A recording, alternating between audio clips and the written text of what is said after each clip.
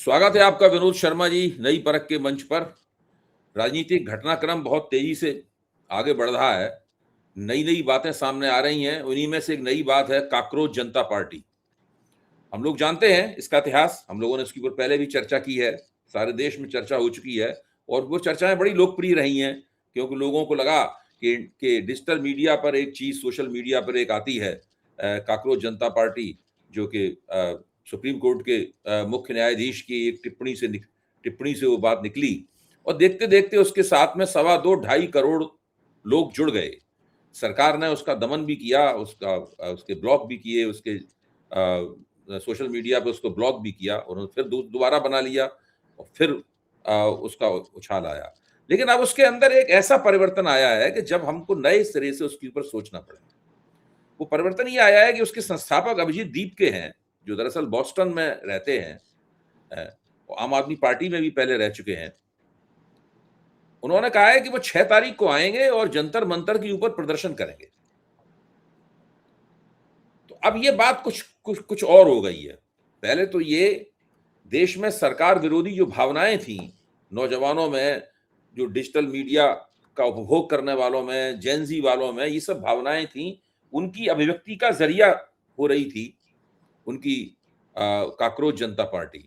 लेकिन जब वो कह रहे हैं कि वो सोशल मीडिया से उतरकर जमीन पर एक प्रदर्शन करेंगे, यानी वो हार्ड मास की एक पार्टी बनाएंगे, ऐसे नेता बनाएंगे जो कि जनता को गोलबंद करेगा यहां पर, तब हमें उन्हें अलग तरीके से, अलग निगाह से उनको देखना होगा। अगर वो सोशल मीडिया पर ही सक्रिय रहते तो बात अलग होती। फिर उसके बाद उनके कुछ राजनीतिक विचार भी हैं जो काफी उन्होंने जगह जगह व्यक्त किए हैं और हम लोग राजनीतिक विचारों से काफी परिचित हो चुके हैं। इसलिए मैं चाहूंगा कि उनके साथ जो 2.5 करोड़ लोग जुड़े हैं उनको अलग करके अभिजीत दीपके को उनसे अलग देखा जाए। वो लोग तो अपनी जो भी उनके मन की इच्छाएं हैं, सरकार को जिस रूप में वो देखते हैं, सरकार से उनके प्रति जो नाराजगियां हैं, जिसको हम एंटी इनकम्बेंसी का हिस्सा मानते हैं, उसकी वजह से उनके साथ जुड़े। कोई और इस तरह की चीज होगी, उसके साथ जुड़ जाएंगे जाके वो। लेकिन अभिजीत दीपके के कुछ राजनीतिक विचार हैं और राजनीतिक विचारों में वो भाजपा के ऊपर भी आक्रमण कर रहे हैं और वो कांग्रेस, राहुल गांधी के ऊपर भी, राहुल गांधी को भी आलोचनात्मक दृष्टि से वो देख रहे हैं। अब हमें देखना होगा कि भारतीय जनता पार्टी उनके साथ क्या सलूक करती है, उसके हिसाब से हम लोग उनका किरदार तय करेंगे। विनोद जी, आप इस बारे में, आप इस पूरी स्थिति को किस तरह देखते हैं? देखिए, जो वर्चुअल होता है वो सिम्प्टोमेटिक होता है, रियल नहीं होता। हाँ। और इनकी जो शुरुआत हुई कुछ वैसे ही हुई जैसे कि आपने स्वयं माना कि आम आदमी पार्टी से पहले जुड़े हुए थे। वो फ्लैश मॉब्स, उस जमाने में हम सुना करते थे, तो फ्लैश मॉब्स इकट्ठे हो जाते थे, लोग आ जाते थे और प्रदर्शन शुरू हो जाता था। अरब स्प्रिंग भी देखा है इस दुनिया ने। अरब स्प्रिंग भी बड़ी बड़ी बड़ी मूवमेंट थी वो। लेकिन ये सब मूवमेंट्स लुप्त हो गए क्योंकि ये मूवमेंट्स जो थी वो एक रिएक्शनरी मूवमेंट्स थी मेरी नजर में, reaction to something which was very upsetting to them happening in their sphere of influence. मिसाल के तौर पे शिक्षा के क्षेत्र में, जहां पर हमारा युवा आज के दिन वो शिक्षा ले रहा है इस होप में कि उनको नौकरी मिलेगी, इस आस में। और वो गाना है ना, दिल मेरा एक आस का पंछी उड़ता है नीले गगन में। आस का पंछी ऊपर उड़ता है और आस का पंछी को अगर जमीन पर आप लाते हैं तो उसको आपको एक ऐसी जगह देनी पड़ेगी जहां पर वो रहे, पले बढ़े और अपना कार्य करे।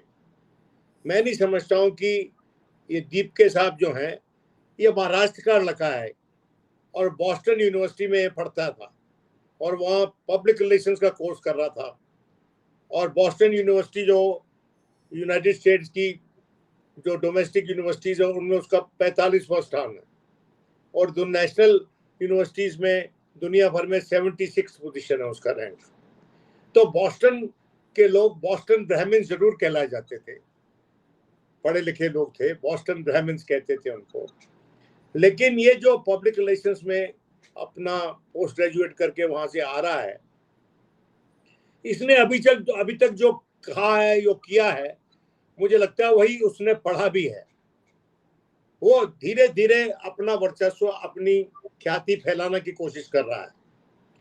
उसका जो लेटेस्ट इंटरव्यू छपा है, जो पीटीआई ने उसके साथ इंटरव्यू किया है, उसने ये कहा है कि मैं यही बात कही है जो आपने अपनी भूमिका में शुरू में कहा कि वो आएगा और वापस लौट रहा है अपने वतन, और वो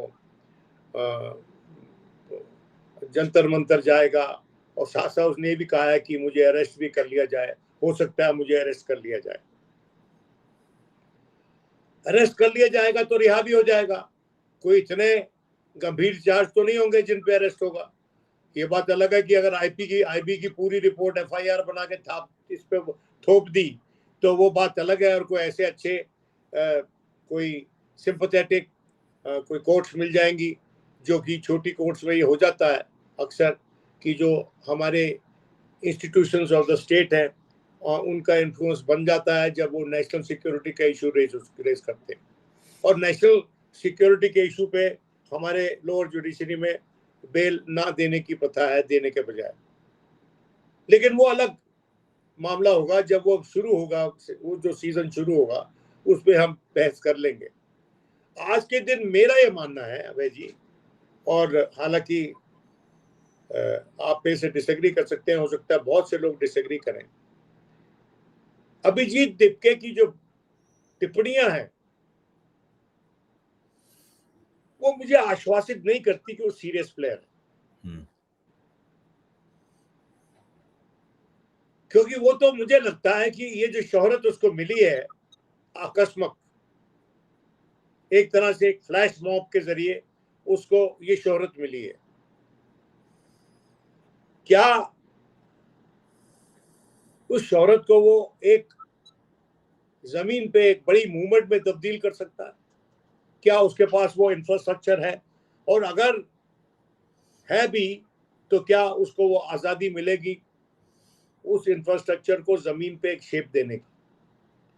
जिसके चलते ये सब डिस्कस करते हुए आपकी बात मुझे याद आती है कि भाई इस आदमी को अगर सक्रिय कर दिया गया या इसको अरेस्ट करने के बाद थोड़ा सा हीरो बनाने के बाद फिर रिलीज कर दिया गया, तो हो सकता है कि इसके पीछे एस्टेब्लिशमेंट का हाथ हो। यह भी हो सकता है कि जो स्प्रिंग मूवमेंट हुई थी वेस्ट एशिया में, अरब स्प्रिंग जिसको बोलते थे, उसके बारे में ये अटकलें लगती थी, और जब इजिप्ट में तो खासकर खूब अटकलें लगी इस पे कि भाई ये जो मूवमेंट है ये कोई ग्लोबल फोर्सेस उसको नेविगेट कर रही है।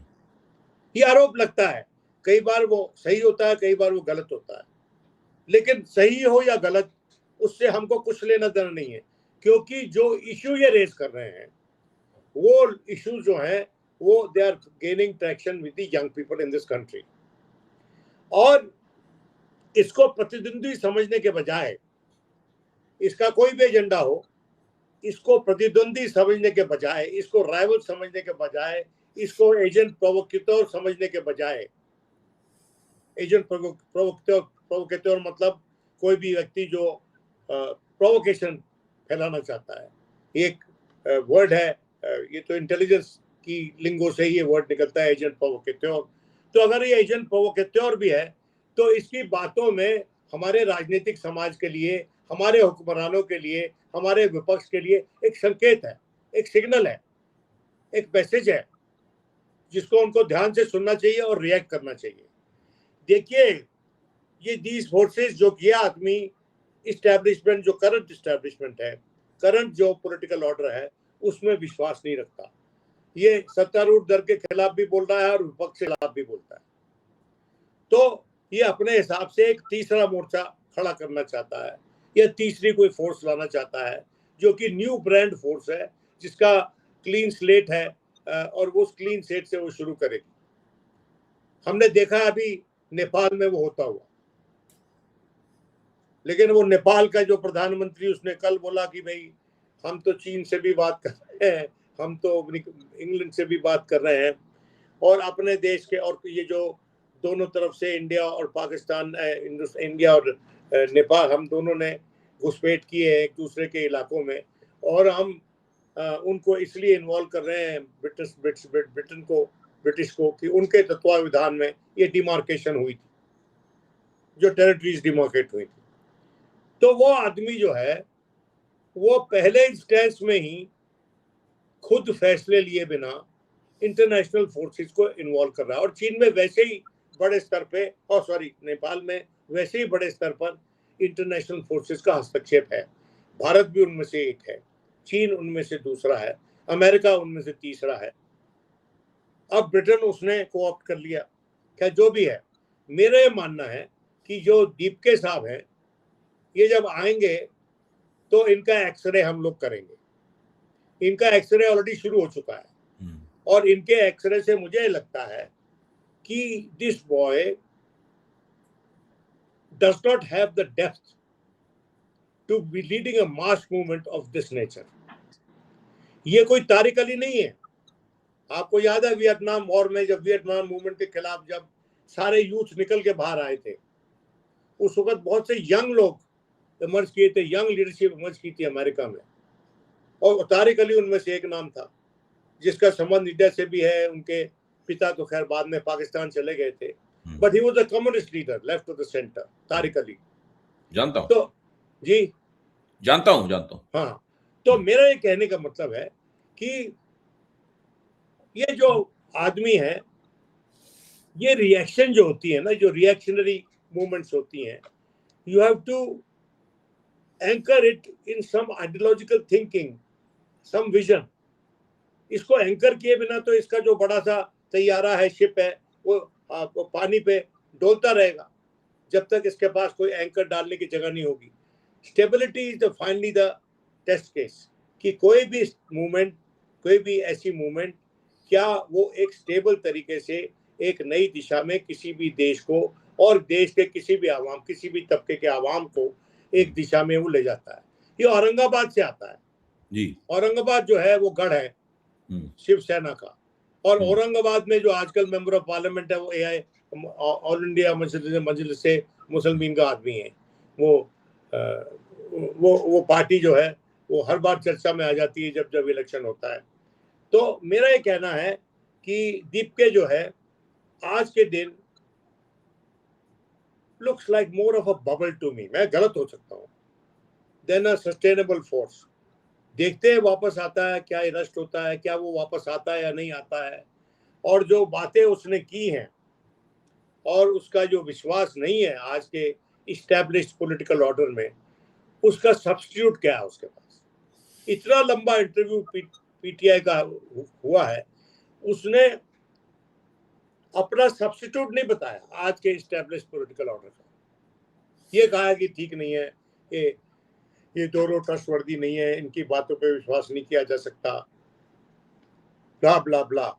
इसमें कोई सॉलिड, कोई उसमें अपनी उसने फिलॉसफी झाड़ी हो या कोई सॉलिड उसने मॉडल पेश किया हो बना के कि इस मॉडल को हम इस्तेमाल कर कर आज के युवाओं को एक दिशा देंगे और जो उनके एम्बिशन है उनको उनको एक एक्सप्रेशन देने के लिए चैनल्स देंगे और जरिए देंगे ताकि उनको नौकरियां मिल सके। और उसने एक अपने निशाने पे रखा हुआ एक व्यक्ति को, वो उसका नाम है धर्मेंद्र प्रधान। विनोद जी, आप जो बात कह रहे हैं, आप जिस तरह के संदेह व्यक्त कर रहे हैं, मैं उनसे सहमत हूं। मेरे मन में भी उसी तरह की बातें हैं जो आप कह रहे हैं। मैंने भी इंटरव्यू देखा है और भी इन्होंने जो इंटरव्यू दिए हैं सोशल मीडिया के चैनलों को दिए हैं, पीटीआई तो बड़ी न्यूज एजेंसी है, वो भी मैंने देखे हैं। मुझे असल में है ये कि भारतीय जनता पार्टी जब से आई है सत्ता में और उसका जो आईटी सेल एक्टिव हुआ है, जो डर्टी ट्रिक डिपार्टमेंट है उनका, वो जिस तरीके से तमाम तरह तरह के स्पिन देते हैं, तरह तरह के नैरेटिव चलाते हैं, तो उससे दिमाग ऐसा बन गया है कि हर चीज पे संदेह होने लगा है। कोई भी चीज होती है तो उसको फेस वैल्यू पे लेने की बजाय लगता है कि इसके पीछे कुछ और ही इरादा है, मंसूबा इसका जरा पता लगाया जाए। उस चक्कर में दिमाग काफी खपाना पड़ता है उसमें, और पता ज्यादा कुछ लगता नहीं है। अच्छा, अब यहां पर क्या है कि इस वक्त देश में जो पेपर लीक हो रहा है, सीबीएसई वाला जो स्कैंडल है, इसके खिलाफ विपक्ष ने एक तरह का सड़कों पर आंदोलन भी चला रखा है। मीडिया उसको ज्यादा तरजीह नहीं दे रहा है, उसको प्रमुखता नहीं मिल रहा है, लेकिन हम लोग तो उसकी तरफ से आंखें बंद किए हुए नहीं रह सकते। एनएसयूआई जो कांग्रेस का छात्र संगठन है, वो लंबे अरसे से इसमें जुटा हुआ है। अभी 2 दिन पहले भी उनका बड़ा आंदोलन हो रहा था और उनके आंदोलन को बाकायदा पुलिस उनके ऊपर जो आंदोलनकारियों पर जिस तरह का दमन होता है उस तरह का दमन भी वो झेल रहे हैं। यानी वो जेन्युइन सच्ची लड़ाई है सड़क पर लड़ी जाने वाली। जब हम कहते हैं सड़क स्ट्रीट पे पॉलिटिक्स नहीं हो रही है तो वो लोग करके दिखा रहे हैं सड़क पे पॉलिटिक्स। ऐसी परिस्थिति में आप सोचिए कि एक सोशल मीडिया फेनोमेना जो है वो आता है बॉस्टन से और अमेरिका से और इससे बड़ी यूनिवर्सिटियों में पढ़ के आने वाले लोगों के प्रति एक आमतौर पर नौजवानों में आकर्षण भी होता है। फिर वो जंतर मंतर पे उसका अवतार होता है और मान लीजिए उसके पक्ष में एक भीड़ वहां जंतर मंतर पे जमा हो जाती है। आज हमारे पास घटनाओं की पश्चात दृष्टि है, यानी हाइंडसाइट है हमारे पास।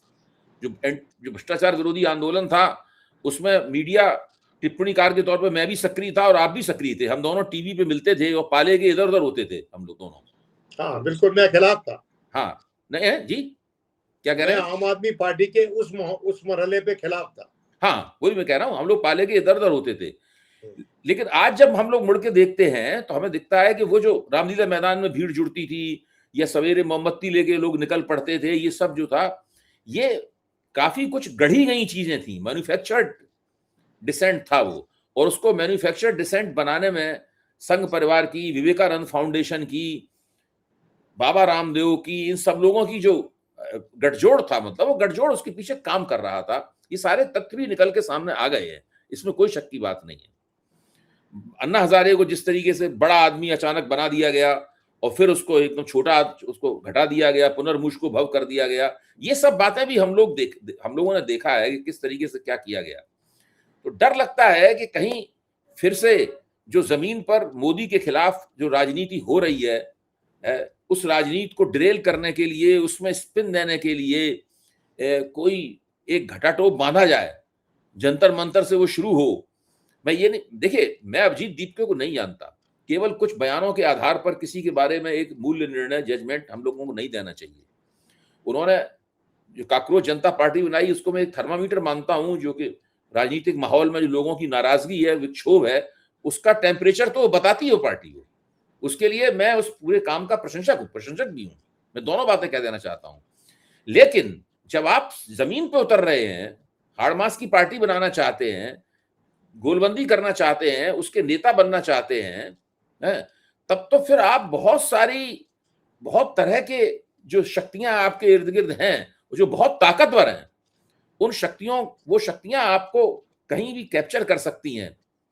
शायद उन्हें कैप्चर कर लिया गया हो, शायद कैप्चर ना किया गया हो। एक ऐसी स्थिति है कि जमीन पर चलता हुआ एक छात्रों का आंदोलन है, उस आंदोलन की तरफ से और उसी क्षेत्र में ये भी अपना हस्तक्षेप कर रहे हैं धर्मेंद्र प्रधान के खिलाफ, वो छात्र आंदोलन वाले क्षेत्र में हस्तक्षेप कर रहे हैं। तो ये सब जो अगर हुआ इस तरीके से, तो वो तो फिर भारतीय राजनीति में एक नई दुर्घटना हो जाएगी। देखिए अभय जी, हमारे देश में निजाम परिवर्तन देखा है और वो जो इंस्ट्रूमेंटलिटीज उस निजाम परिवर्तन में, सत्ता परिवर्तन में इस्तेमाल हुई, वो भी हमने देखा है। जेपी बाबू से बड़ा टोटल रेवोल्यूशन वाला मूवमेंट तो नहीं देखा, इंदिरा गांधी के खिलाफ था, लेकिन उसमें जयप्रकाश नारायण के उस मूवमेंट में भी हस्तक्षेप उन्हीं फोर्सेस का था जिन फोर्सेस का बाद में आम आदमी पार्टी जिससे बनी उसमें हस्तक्षेप था। जैसे मिसाल के तौर पे आरएसएस। क्यों वीपी सिंह ने जब बगावत का झंडा खड़ा किया तो उसकी स्टेज, उसके लाउडस्पीकर यही लोग लगाते थे। उनसे बाद में इनका झगड़ा हुआ, वो बात अलग है, लेकिन उसकी सरकार को लेफ्ट एंड राइट ने दोनों तरफ से सपोर्ट किया। His government was supported by the communist and the religious right, the BJP RSS. तो ये हमने पहले देखा है। अब ये आदमी जो है ये दोनों पक्षों को फारिग कर रहा है। He is dismissive. वो कहता है कि no vote of no confidence दोनों के खिलाफ दे रहा है, लेकिन क्या वो अपने दम पे एक मूवमेंट ऐसी खड़ा कर सकता है? और क्या सिर्फ इसका हस्तक्षेप यहां तक सीमित है कि जो एक एग्जिस्टिंग मूवमेंट है जिसकी तरफ आप इशारा कर रहे थे, जो कि कांग्रेस चला रही है, क्या उससे लाइमलाइट चुरा के अपने आप पे मोड़ना चाह रहा है, और वो किसी और पार्टी का एजेंडा हो सकता है आज के विपक्ष के खिलाफ। ये लुपोलोआग है। ये कहां तक सही है, कहां तक गलत है, वक्त बताएगा। लेकिन जब शुरू में मैंने कहा कि I am not very convinced about this boy, तो मेरा तात्पर्य वही था। मैं उतने शब्दों में नहीं कहा, क्योंकि ये इसको हम किसी पॉलिटिकल पूर्वाग्रह के चलते नहीं एनालाइज कर रहे हैं। हमारी अपनी सबकी प्रेफरेंसेस होती हैं पॉलिटिकल पार्टीज में, लेकिन एक ऐसा मरहला है, एक ऐसा जंक्शन है, ऐसा जंक्शन है हमारे देश में, जहां आज हमारा बच्चा, हमारा छोटा भाई, हमारा बेटा, हमारी बहनें, हमारा फ्यूचर आज के दिन विचलित है। उसको आगे कुछ नजर नहीं आ रहा। The ray of hope is not there. महंगाई है, पढ़ाई महंगी है, नौकरी नहीं मिलती, मिलती भी है तो 2% की नौकरी मिलती है, और बड़ी नौकरियां जो थी वो they have taken flight out of this country, क्योंकि कैपिटल भी यहां से उड़ के बाहर जा रहा है। तो यहां पर कैपिटल जिसके अंदर नहीं आ रहा, जिस देश के अंदर कैपिटल नहीं आ रहा, उसमें संपदा की डिस्ट्रीब्यूशन की संभावना भी बहुत कम है, क्योंकि संपदा जब भी बनेगी ना जब कैपिटल इन्वेस्ट होगा, मल्टीप्लाई होगा और संपदा बनेगी। और ये बेचा भी इसलिए जाता था, फ्री मार्केट इकोनॉमी को इसी स्लोगन पर बेचा जाता था। तो आज के दिन देश सदमे में है, सकते में है और कठिन परिस्थिति में है। और इस कठिन परिस्थिति में अगर ये लड़का अपने दम पे इंडिपेंडेंट माइंड लेकर बिना किसी की प्रॉक्सी बने आ रहा है वापस, तो फिर इसके लिए तो काम करना बड़ा दिक्कत वाला होगा। और जैसा कि आप बात कर रहे थे, अगर इसको एयरपोर्ट से उतर के इंडिया के अंदर घुसने दिया गया, मतलब दिल्ली के अंदर घुसने दिया गया, तो इस पे आरोप लगेगा भी इसको से तो सरकार का एजेंट है। और इसको अगर पकड़ के बंद कर दिया गया बावजूद इसके कि ये सरकार का एजेंट है, तो ये भी हो सकता है कि हीरो बनाने के लिए किया जाए। तो इसके टचस्टोन जो है अभी इजाद नहीं हुआ हमारे पास, हम दोनों के पास अभी देखेंगे इसका उसका उद्देश्य क्या है। हम दोनों देखेंगे। हम लोग समीक्षा कर रहे हैं कि खतरे कौन कौन से हैं। तो हम नहीं चाहते कि हमारे संदेश सही साबित हो। हम तो we are speculative in the, you see, हम लोग स्पेकुलेट कर रहे हैं, हम लोग कयास कर रहे हैं और एनालाइज भी करने की कोशिश कर रहे हैं। बिल्कुल। देखिए, हम अभय कुमार दुबे और विनोद शर्मा नहीं चाहते कि हमारे संदेह सही साबित हो। हम ये भी मानते हैं कि काकरोच जनता पार्टी बनाकर उसने कम से कम हमें एक सूचकांक दिया है, एक इंडिकेटर दिया है कि भारत में नौजवान लोग, सोशल मीडिया को कंज्यूम करने वाले लोग, ये सारे लोग, जेनजी वाले लोग क्या सोच रहे हैं इस वक्त, जो है ये संकेत दिया है।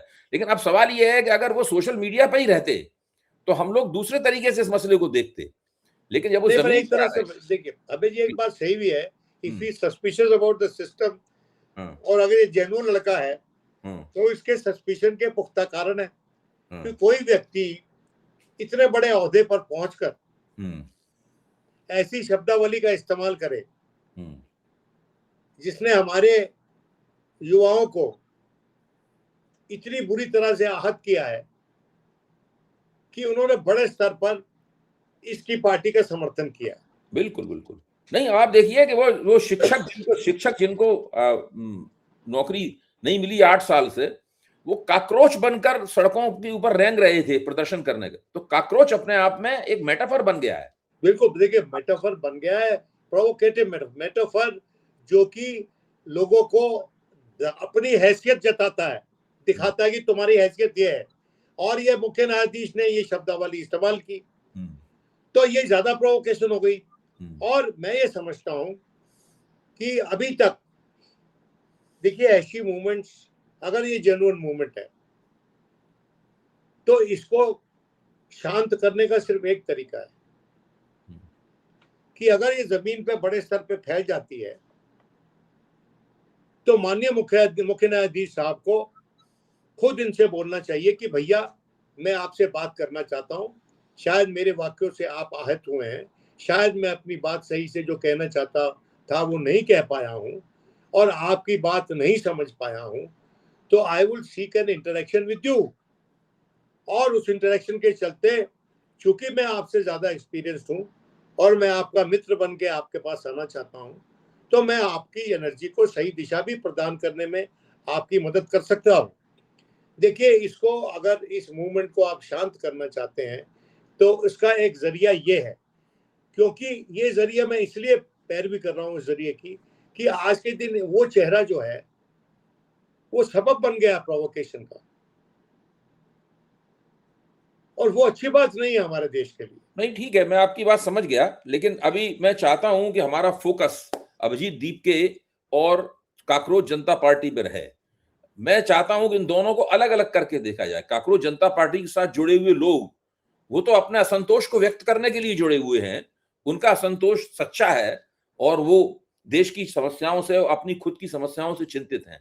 लेकिन अभिजीत दीपके जो उनके समर्थन के घोड़े पर सवार होकर यहां पर आ रहे हैं, वो किस तरीके से अपनी जमीनी राजनीति चलाएंगे, इनके ऊपर हम दोनों नजदीकी निगाह रखेंगे, उसको डिकोड करने किसी ने कॉकरोच बनाकर, एक एम्बलम बनाकर और एक ट्विटर पे एक मुहिम शुरू की, that doesn't naturally make him the leader of that movement. सही बात है, सही बात है, सही बात, बिल्कुल ठीक कह रहे हैं। उसको तो अपना कद प्रूव करना पड़ेगा, अपनी काबिलियत प्रूव करनी पड़ेगी, बिल्कुल, और ऑनेस्टी प्रूव करनी पड़ेगी। ऑनेस्टी प्रूव करनी पड़ेगी, सही बात। बहुत बहुत धन्यवाद विनोद जी। ये लास्ट अंत में जो आपने कहा है, यही दरअसल इस पूरी चर्चा का जो है मर्म है। बहुत बहुत धन्यवाद।